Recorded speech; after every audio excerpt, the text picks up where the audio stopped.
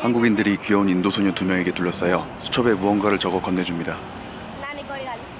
귀엽다 애기들. 이때까지만 해도 이 귀염둥이들이 사기를 칠 줄이야 상상도 못했습니다. 어떤 수법일지 궁금하시면 끝까지 시청해주세요.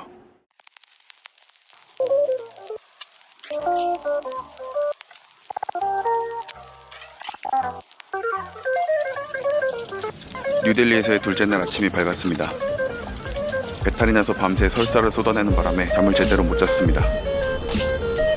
전날 사 먹은 이 의문의 길거리 음식이 원인이라고 확신합니다. 손을 깨끗하게 씻는 것은 셰프의 기본 중의 기본이니 문제는 저 노란색의 가루인 것 같습니다. 생체 리듬의 변화로 인해 여행자들의 40%가 변비를 겪는다고 하는데 이를 고려한 셰프의 세심한 배려에 감탄하며 오늘의 첫 번째 관광지로 이동합니다. 뉴델리 남쪽 약 15km에 위치한 델리 최고의 볼거리 꾸뚜브 미나르 유적군입니다. 꾸뚜브이란 여러가지 의미가 있는데 왕 정도로 생각하시면 되고 미나르는 탑을 의미하니까 꾸뚜브 미나르는 한국말로 왕탑 정도로 보면 됩니다. 높이 약 72m, 지름 15m로 왕탑이란 이름에 걸맞게 거대하고 웅장한 위용을 자랑합니다. 72m 높이가 감이 안 오신다면 아파트 약 25층 정도라고 보면 됩니다. 이 탑이 건축된 시기가 12세기, 우리나라로 치면 고려시대임을 고려하면 놀라지 않을 수 없습니다. 탑의 외벽에는 코란의 구절이 적혀 있습니다. 높이만 냅다 쌓아 올린 게 아니라 외벽의 디자인까지 놓치지 않았습니다.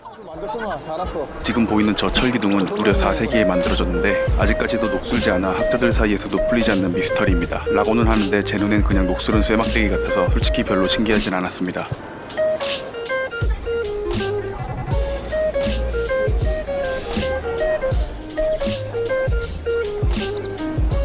이런 그냥 스쳐 지나갈 만한 단순한 벽면들도 다 하나하나 조각해서 만들었을 생각하니까 마냥 신기합니다. 탑이 하도 높다 보니 이곳 유적군 어디를 가든지 눈에 보입니다. 보는 위치와 각도마다 주변 건축물에 대비해서 다른 모습으로 보입니다.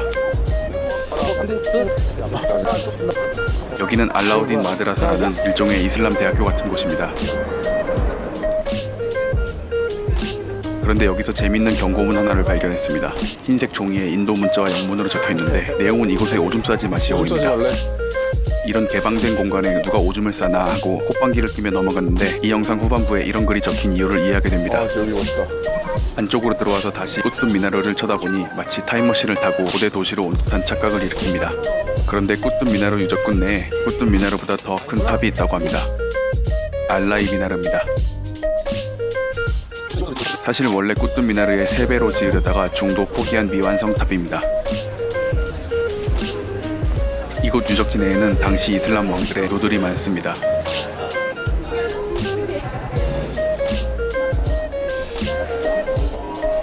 처음에 신기하게 봤던 것들이 계속 보다 보니까 슬슬 지겨워집니다. 여기도 무슨 양식으로 만들어진 최고의 걸작품이다 뭐다 했는데 솔직히 기억이 잘 나질 않습니다. 건축에 별 관심 없는 건할못들에겐 그냥 엄청 큰 건물이 짱인 것 같습니다. 여기는 심지어 카메라로 찍긴 했는데 누군가의 묘 같은데 전혀 기억이 안 납니다. 이제 이곳을 떠날 때가 된 것 같습니다.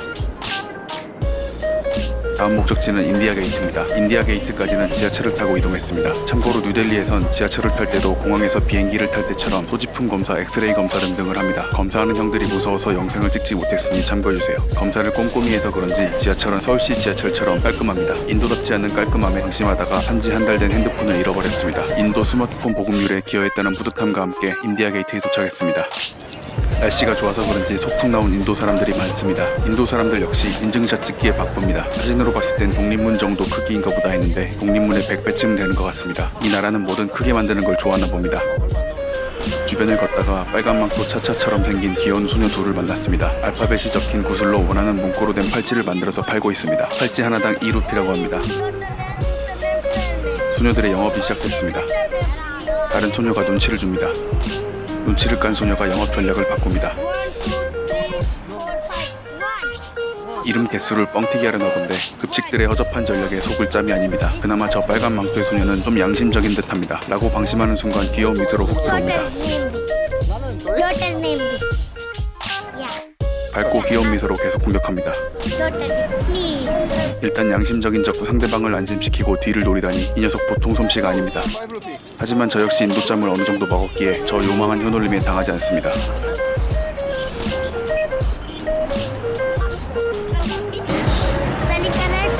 스펠링이 맞는지 한 번 더 체크해주는 세심함에 살짝 감동했지만 어떤 뒤통수를 때릴지 모르기 때문에 긴장을 늦추지 않습니다.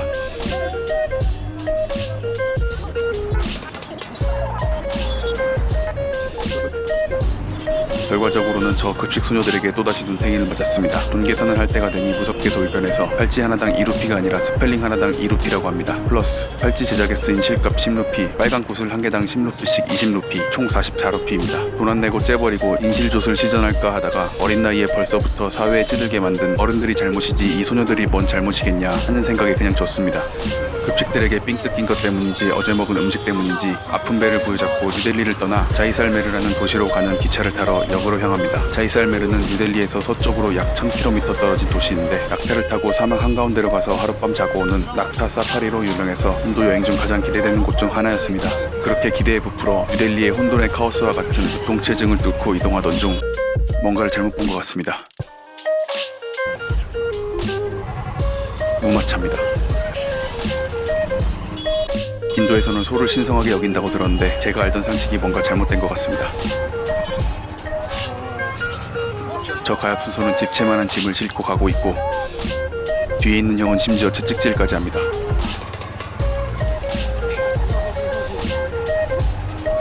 게다가 소가 끄는 마차가 한 나라의 수도 한가운데 차들과 함께 도로를 달린다는 사실도 충격적입니다.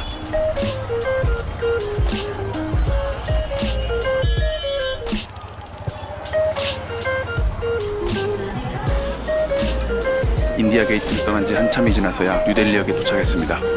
여기서 또 한 번 충격에 빠집니다. 아까 전 꾸뚜브 미나르에서 보았던 노상 방뇨 금지 안내문이 이해가 되는 장면을 목격합니다. 차마 동영상은 못 찍고 사진을 찍어 보았습니다. 인도 사람들은 이렇게 기차역에서 그냥 오줌을 갈겨댑니다. 가난한 대학생은 제일 썩은 좌석 등급 중 하나인 슬리퍼 칸에 탑니다. 도난 사고가 매우 빈번하기 때문에 배낭을 베개 삼아 머리에 베고 자야 됩니다. 기차에서 잠을 자니 숙박비까지 해결되고 춥고 배고프고 낭만적이라 잠이 솔솔 옵니다.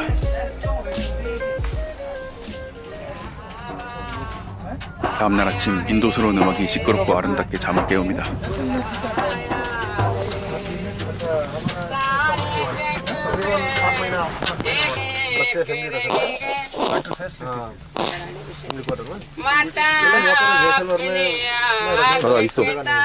인도 기차에서 버스킹을 보게 될 줄이야 상상도 못했습니다. 잠시 정차한 역 플랫폼에선 누나들이 둘러앉아 노래를 부르고 있습니다. 잠깐 밖에 나왔는데 아침부터 충격입니다. 기차 안에서 화장실을 이용하면 그 똥오줌이 다이렉트로 바닥으로 투하되는 시스템입니다. 아침부터 못 볼 꼴을 보았지만 탁 트인 사막을 기차를 타고 달리니 다시 여행 느낌이 충만해집니다. 청춘 영화의 한 장면처럼 고개를 내밀어 보았지만 눈에 모래가 들어가 제 얼굴이 못 볼 꼴이 됩니다. 바로 그만두기로 합니다. 그 대신 청춘 영화의 한 장면처럼 차창 밖을 쳐다보며 고독을 씹어보기로 합니다.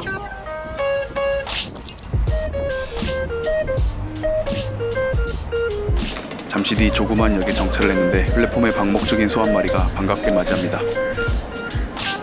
반가움의 표시로 과자를 던져줍니다.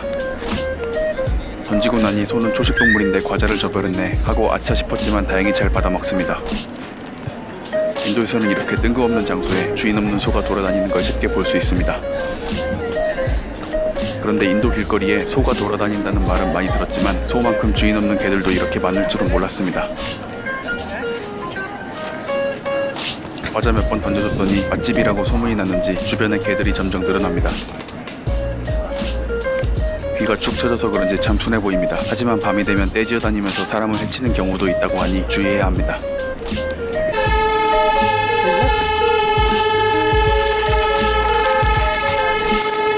자이살메르에 도착하니 빨간 모자를 쓴 멋쟁이 아재가 손을 흔들며 반겨줍니다. 뉴델리를 벗어나니 확실히 하늘도 맑고 교통체증도 덜합니다. 저 멀리 자이살메르 성이 보입니다. 지어진 지 1000년이 지난 성인데 아직까지 저 성 안에 이 도시 인구의 4분의 1이 실제로 살고 있습니다. 저 성 안을 구경하고 낙타 사파리를 할 생각에 가슴이 두근거리고 설렙니다. 다음 회에서는 자이살메르 성원의 모습과 다양한 유적지들 그리고 낙타를 타고 사막을 가르는 모습들이 업로드될 예정입니다. 영상이 재밌었다면 다음 영상이 기대된다면 좋아요와 구독 버튼을 눌러주세요.